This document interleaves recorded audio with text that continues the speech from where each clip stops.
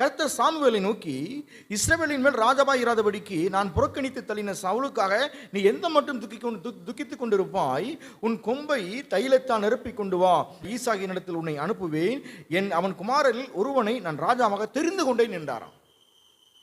சவுல் ராஜாவா வர்றதை யார் தெரிஞ்சுக்கிட்டா? ஜனங்கள் கேட்டார்கள். சவுல ராஜாவா யார் கேட்டா?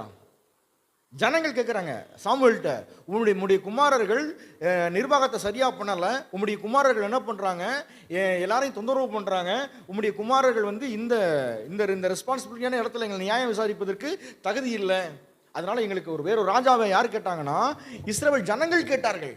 ஆனா இங்க ஆண்டவர் சொல்றாரு, நான் எனக்காக ஒரு ராஜாவை தெரிந்து கொண்டேன். அங்க ஜனங்கள் தெரிந்து கொண்டார்களாம்.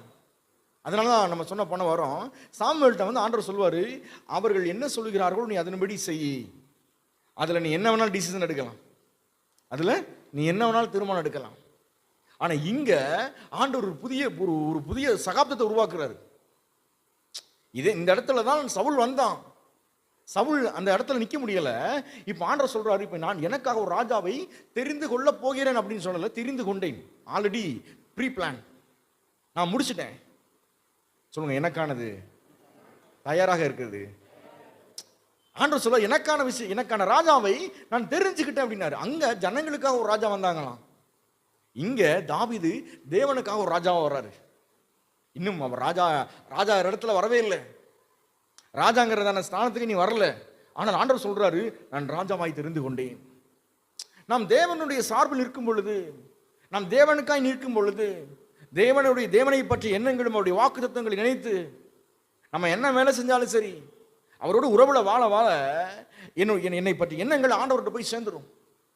இங்க தேவன் நிறைய வெற்றிடங்களை நிரப்ப ஆண்டவர் தயாராக இருந்துகிட்டே இருக்கிறார். வெற்றிடங்களை தேவன் நிரப்ப தயாராக இருக்கிறார், நமக்கு தெரியவே இல்லை. சில வெற்றிடங்களை தேவன் யாரை கொண்டாவது செய்வார் நினைக்க கூடாது. அவருக்கு யாரு பிரியமோ அவர்களை கொண்டு அந்த வெற்றிடத்தை தேவன் நிரப்புகிற ஆண்டவராக இருக்கிறார். அதான் சொல்றாரு, அவன் எனக்கான ஒரு ராஜாவை நான் தெரிஞ்சுக்கிட்டேன்.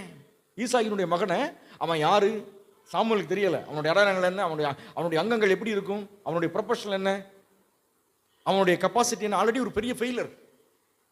சாமுவேல் தான் ஏற்படுத்தின லீடர்ஷிப்ல ஒரு மிகப்பெரிய ஒரு ஃபெயிலர்.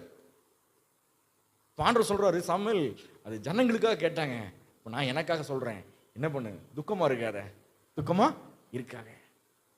ஆண்டவருக்காக அவர் நம்மளை கொண்டு ஒன்று செய்ய நினைக்கும் பொழுது நாம் துக்கித்திருந்தவே கூடாது. ஆண்டவர் நம்மளை கொண்டு எப்பொழுதும் ஒன்றை செய்வதற்கு தயாராக இருந்து கொண்டே இருப்பார்.